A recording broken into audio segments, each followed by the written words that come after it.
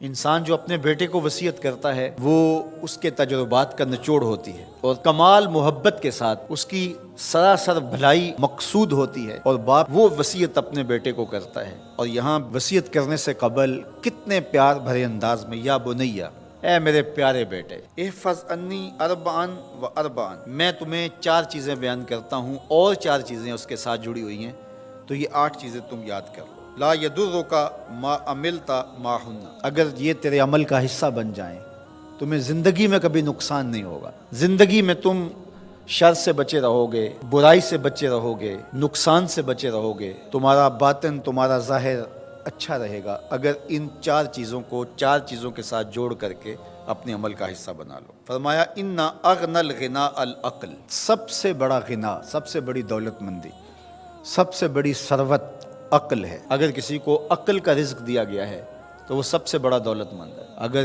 اس کے پاس مال و متاع بہت سارے ہیں لیکن بے وقوف ہے تو وہ دولت مندی نہیں ہے۔ وَأَكْبَرُ الْفَقْرِ الْحُمْقُ، اور سب سے بڑا فقر اور سب سے بڑی محتاجی جہالت ہے۔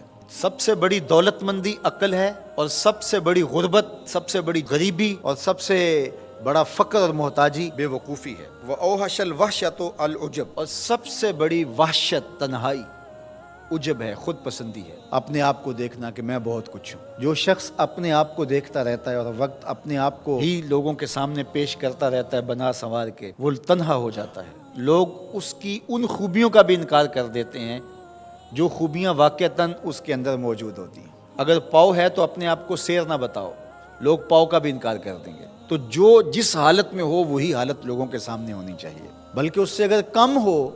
شیخ سعدی نے ایک بڑی خوبصورت بات لکھی کہ تم برے ہو لوگ تجھے نیک سمجھیں یہ بری بات ہے، لیکن تم نیک ہو اور لوگ تجھے برا سمجھیں تو کوئی فرق نہیں پڑتا، تم اللہ کی نظر میں نیک ہو۔ اس لیے تم اگر سیر ہو اور لوگ تمہیں پاؤ سمجھے تو کوئی فرق نہیں پڑتا، لیکن اگر تم اپنے آپ کو پیش کر رہے ہو تو لوگ تمہاری اس حیثیت کا بھی انکار کر دیں گے جو تمہیں حاصل ہے۔ وَأَكْرَمُ الْحَسَبِ حُسْنُ الْخُلُقِ، سب سے اچھا جو حسب و نسب ہے وہ کیا ہے؟ میں فلاں ہوتا ہوں، میں فلاں ہوتا ہوں، میں فلاں کا بیٹا ہوں، فلاں قبیلے سے میرا تعلق ہے، میرا باپ بڑا امیر کبیر تھا۔ اپنا حسب نامہ اس طرح لوگ پیش کرتے ہیں، مجھے جانتے ہو کہ میں فلاں ابن فلاں ہوں۔ سیدنا علی المرتضیٰ فرماتے ہیں بہترین جو حسب ہے جو آپ پیش کرتے ہیں وہ کیا ہے؟ حسن الخلق، تمہارے اخلاق کیسے ہیں، تمہارا خلق گواہی دے گا کہ تم اچھے خاندان کے چشم و چراغ۔ مشکانست کے خود ببوئت نہ کہ عطار بگوئت۔ فارسی کا ایک مقولہ ہے کہ خوشبو وہ ہوتی ہے جو خود بتائے کہ میں خوشبو ہوں۔ خوشبو بیچنے والا بتاتا پھرے ذرا سونگھ کے دیکھیے یہ بڑی اچھی خوشبو ہے، ذرا سونگھیے، کہا یہ بتانے کی ضرورت نہیں۔ حضرت علی المرتضیٰ فرماتے ہیں تمہارے خلق کی خوشبو سے لوگ سمجھ جائیں گے یہ کون ہے، تمہارے اخلاق اتنے اچھے ہوں کہ لوگ پہچان جائیں تم کون ہے۔ تو بہترین حسب و نسب کیا ہے؟ اپنے بیٹے حضرت امام حسن رضی اللہ تعالیٰ عنہ کو بتا رہے ہیں، مجھے بتائیے امام حسن سے بہتر نسب اور حسب کس کا ہو سکتا ہے؟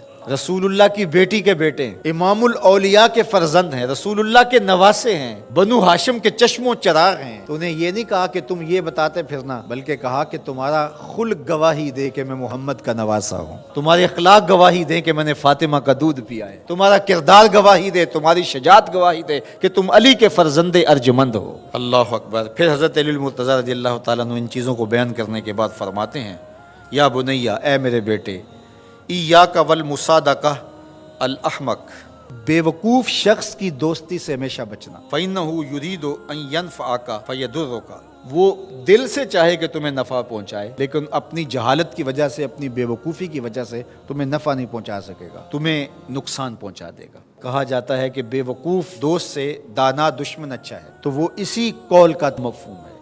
آپ نے اپنے بیٹے حسن کو یہ نصیحت کی، یہ نصیحت پلے باندھنے، اور کبھی بھی جاہل اور بے وقوف سے دوستی نہ رکھیں، اس سے رویہ اچھا رکھیں، سلوک اچھا کریں، اس کے لیے خیر کا ذریعہ بنیں آپ۔ یہ مطلب نہیں کہ بے وقوف کو آپ سلام بھی نہ کریں، لیکن دوستی اعتماد آپ اس پہ نہیں کر سکتے۔ وَإِيَّاكَ وَمُصَادِقَةَ الْبَخِيلِ، اور بخیل سے کبھی بھی دوستی نہ لگانا۔ فَإِنَّهُ يَبْعُدُ عَنْكَ أَحْوَجَ مَا تَكُونُ إِلَيْهِ، اس لیے کہ جب تجھے انتہائی ضرورت کا وقت آئے گا تو وہ تجھ سے دور ہٹ جائے گا، اور تو اس پہ توقع لگائے ہوئے ہوگا کہ میرا دوست ہے اور اوکھے ویلے میرے کام آئے گا، لیکن اوکھے ویلے وہ کام نہیں آئے گا۔ تو بخیل سے دوستی کا رب نہیں رکھنا۔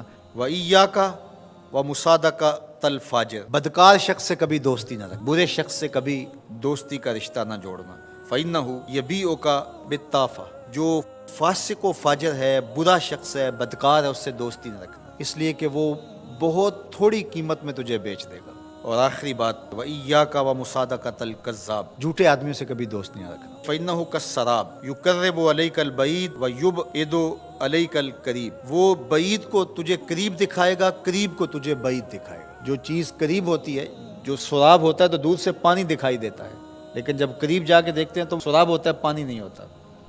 تو کہا وہ بھی سراب کی طرح ہوتا ہے، کذاب، جھوٹ بولنے والا، جو تجھے وہ نقشہ کھینچے گا جو ہوگا نہیں، تجھے وہ چیزیں بتائے گا جو نفس العمل میں نہیں ہوں گی، اور تو ایک مغالطے میں مارا جائے گا۔ یہ ہے حضرت سیدنا علی المرتضیٰ رضی اللہ تعالی عنہ کے وہ اقوال نور، جن کی گہرائی، گیرائی اور حکمت سے بھرے ہوئے یہ کلمات سے پھوٹتے ہوئے اجالے ہماری زندگی کو ایک اسلوب دیتے ہیں۔